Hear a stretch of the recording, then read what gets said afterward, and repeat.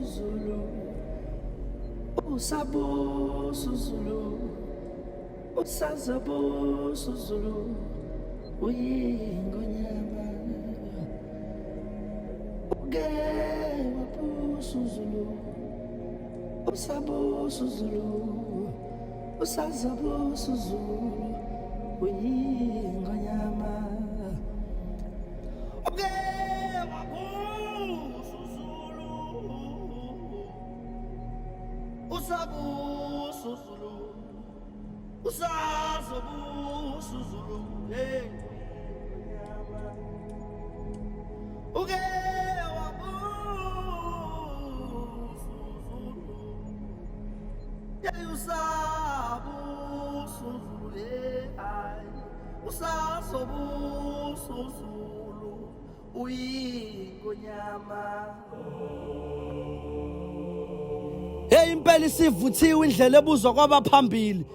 Sibona nangombala wemvunulo yeyuZulu ke wabusa. Nilivusaphi ikhono lokusidayisela umlando eningawubonanga ngamehlo. Sonke sabhema sakholwa ukuthi uShaka sesimazi ngamehlo. Yeyinxuba kaxaka yenxakanxaka kahluleka uZulu mayisehlangene uyaxaka. Libanzi lijule njengedolo lenxusa igalelo lokugcinwa nganeno.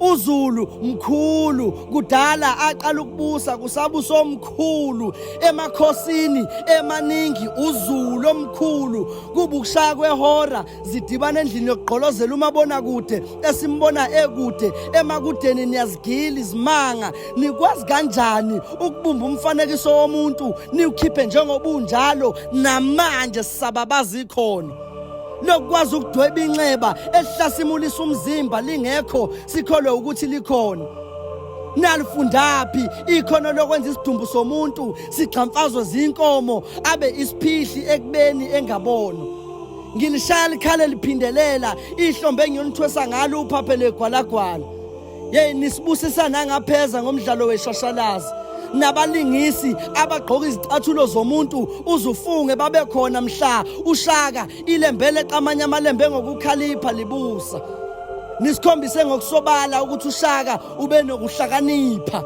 kufakazelwa isu lokunciphisa ubudo bomkhonto ukufinyelela eduze mathupha ebese sibanquma izandla nezithupha nibuthathaphi ubuchule bokuxhopha iso likadingiswayo azibone ehamba neviyo ekubene yedwa eyoziphosa emhlambini wezingonyama nimemeze kwezwakala ukuthi emasisweni kwakumnandi kuyabonakala impi yayihlonyiswa ngomlomo ingakafiki ezandleni uyinqoba kuqala emqondweni ingakafiki emlandweni nisikhombisile ukuthi uthando luyingoma yokugcina izinsizwa zazinikela nangempilo ukuvikela okuthandwa inhliziyo uZulu ke wabusa uZulu bebumbene uZulu bungeke umenze lutho uma esehlangene